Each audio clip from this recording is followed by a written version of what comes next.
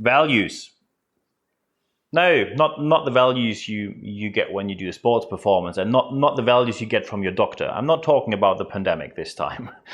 The values which are on the website of your organization or your employer, where sometimes you have a really great experience and some people say these are the values and I find them in my organization. But in many times, and a simple look on glassdoor.com or a look into the reality of the workplace we have in today's time shows that often values are nothing else than marketing. And the question is, why are values important and what can you do about it? And let's look into practice, because otherwise people could always claim, I'm just making up a problem. But only when I look in today's news and this week's news, we see how serious values are in today's marketplace when you want to win talent and stay productive with your organization. Maybe you heard of the issue that McDonald's hit, and Burger King just shortly afterwards. It was when McDonald's employees simply decided to quit. They wanted to have a salary raise, the management denied that, and everyone quit. You even could see a sign outside, everyone quit, we are closed. In the US, the same happened to Burger King, and you even see the sign outside which says, we all quit, sorry for the inconvenience. What a nice politeness after you just walked out. However, you see that when you talk about values, and then payment is part of the values and the work environment you're in, when you do not live the values, you will very quickly see the consequences. And especially when talent is short on the market, you will immediately see an economic impact on the performance of your organization. Needless to say that when you as a leader have an issue and you have to tell the next higher level in the hierarchy pyramid, hey, I was responsible for that team and they all quit. No matter what excuse you have, they will blame you. Rightfully so. Because when they all quit, sometimes you can say someone is the problem. Sometimes they are the problem. Sometimes that person is the problem, but often the problem is you. Let's face it. And when we look into what, for example, McKinsey did, McKinsey is the most well-known consultancy company in the world, absolute premium consultancy company.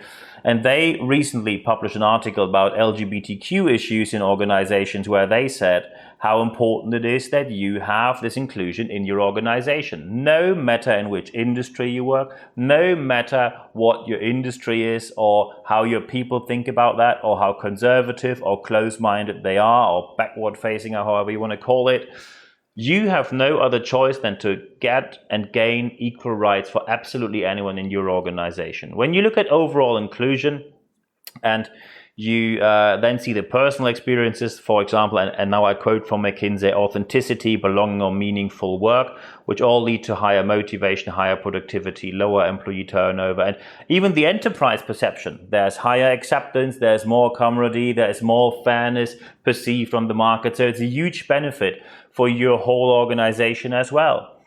But we still see that often values are proclaimed, but nothing really happens afterwards. And by the way, when we talk about values, often people jump on football and say, have you seen the racism with the English team? Yes, I saw the racism and I see the discussion. And you see it's still ravaging. The German U21 national team had to leave, or they left the football pitch after a racist insult from a player of Honduras. And the game was then cut off in minute 85. Honduras apologized afterwards. And Stefan Kunz, the national manager of the U21 German team, said that he stands by his decision. And this decision was absolutely correct. And when we look on higher level about values, maybe you heard that Sajid Javid is the Secretary for Health, the Health Secretary in the UK. And you see that the UK has reopened now, although they have record high coronavirus COVID-19 case numbers. Sajid Javid tested positive for coronavirus, fortunately has mild symptoms. Boris Johnson, of course, has a direct contact to him and then said he's not going to self-isolate because they now want to have a new protocol which says he gets tested daily, yada, yada, yada.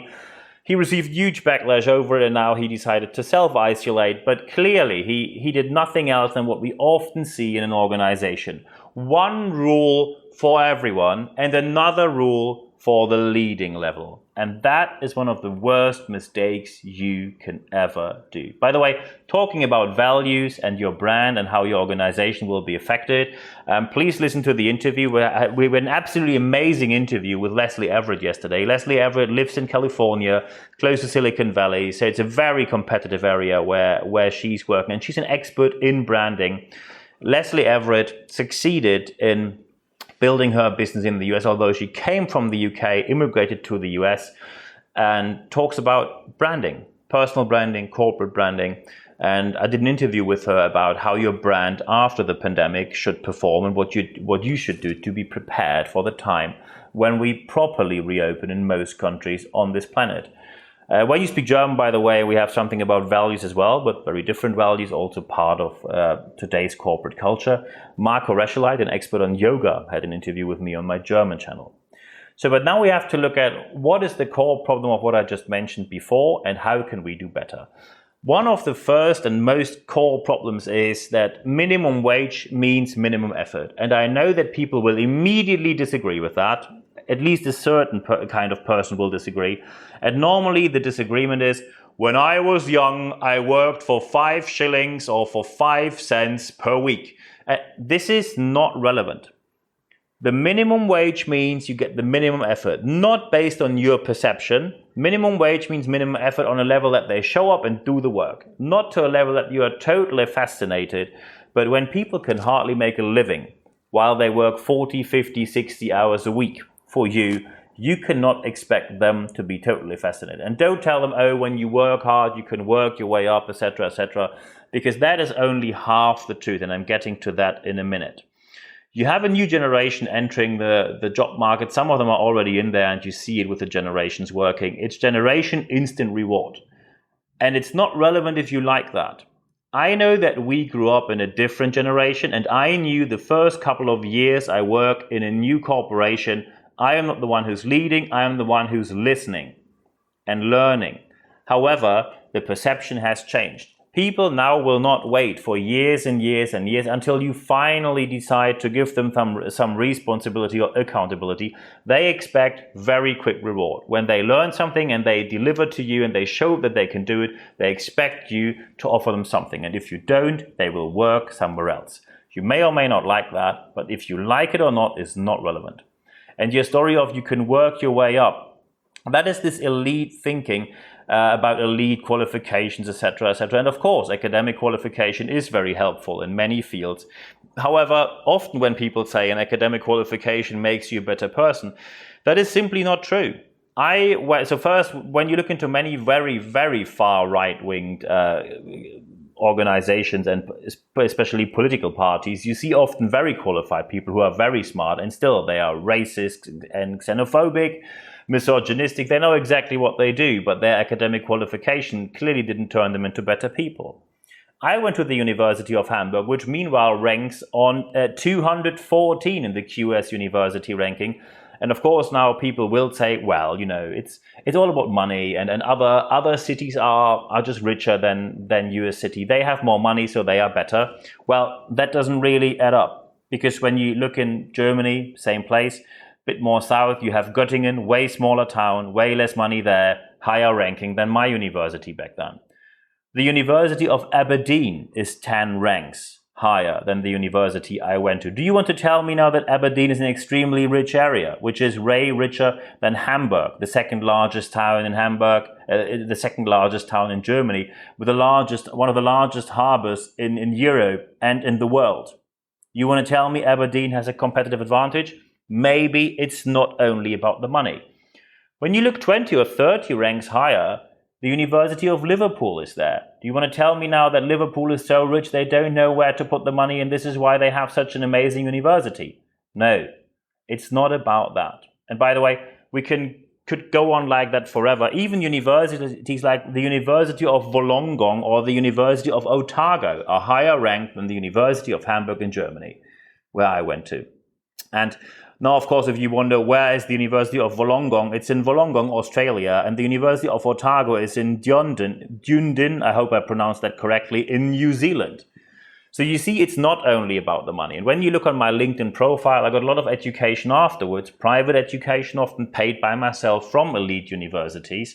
But this was only possible due to certain aspects in my life. My parents were very keen to get me into university, so I got a starting point. Then I decided not to go for the public hand, which my whole family did for hundreds of years as a long-standing family tradition. I went for the corporate world. I'm male, I'm white. These are all aspects where we simply can say meritocracy does not happen. Meritocracy means you get what you deserve by working your way up, and people still believe in that. Meritocracy can only exist when we were all born equal, and we know that we are not born equal, especially not on a global scale, not even on a national scale, not even on a regional scale. It is a massive difference if you are born somewhere in East London in a working class household with a single mother or father, a single parent, or if you are born in an intact so-called family in Kensington in London with private education for your whole life. So stop telling people that this effect of university marketing feeling better because you have a degree.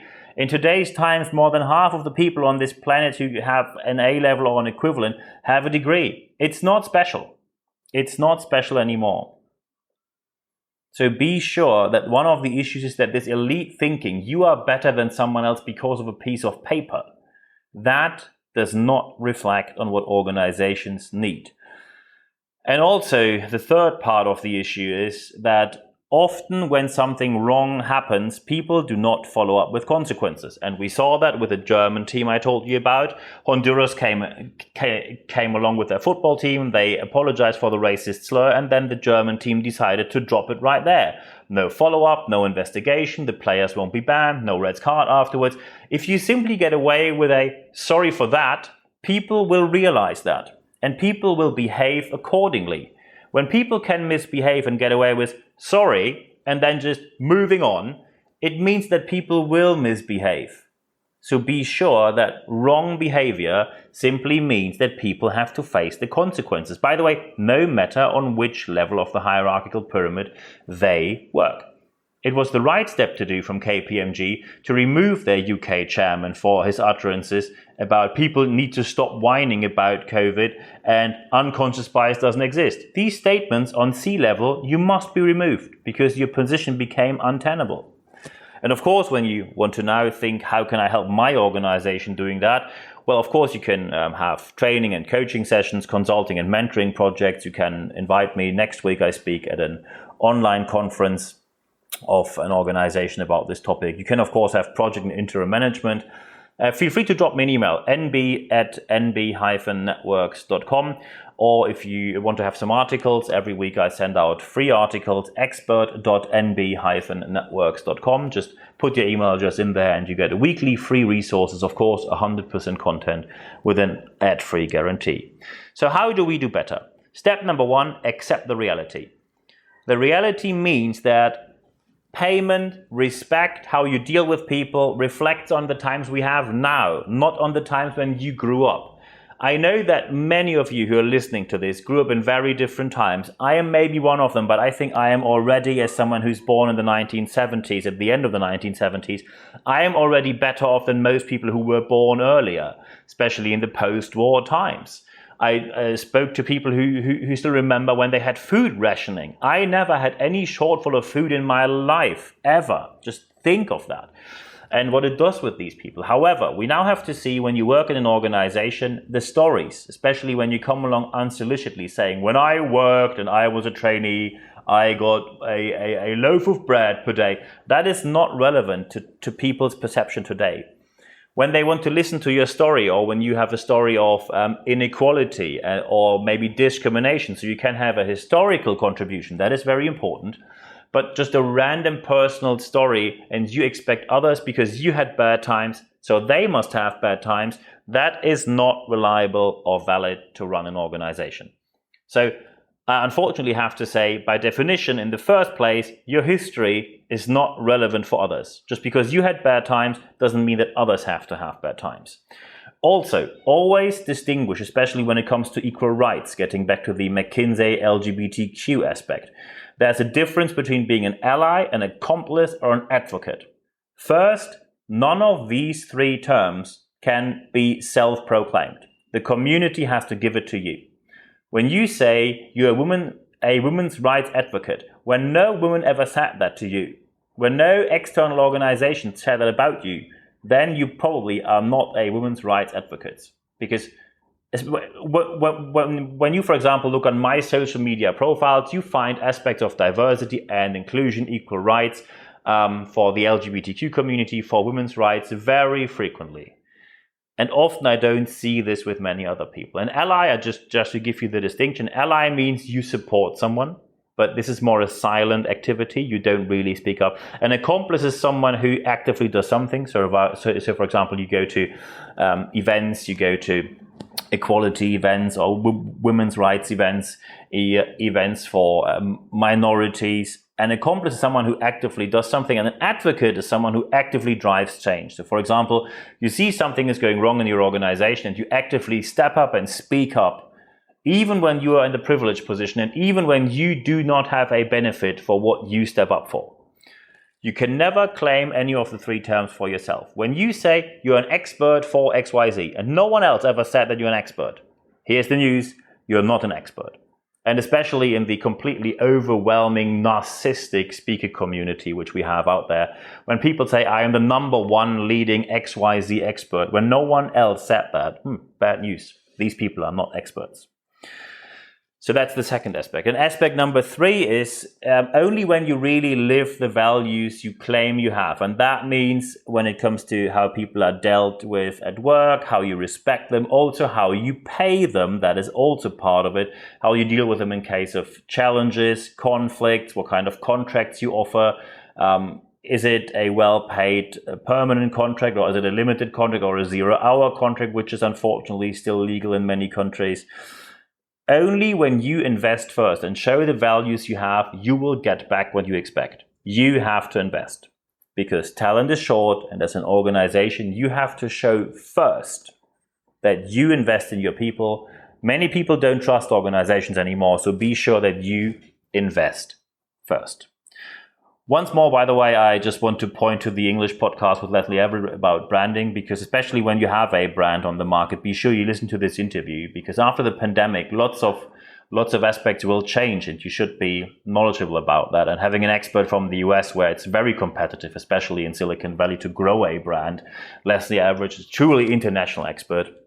And when you speak German, of course, feel free to listen to the German channel. And you know that yoga is a big part of corporate culture, meanwhile, and Marco Rescheleit is the right person to talk to then.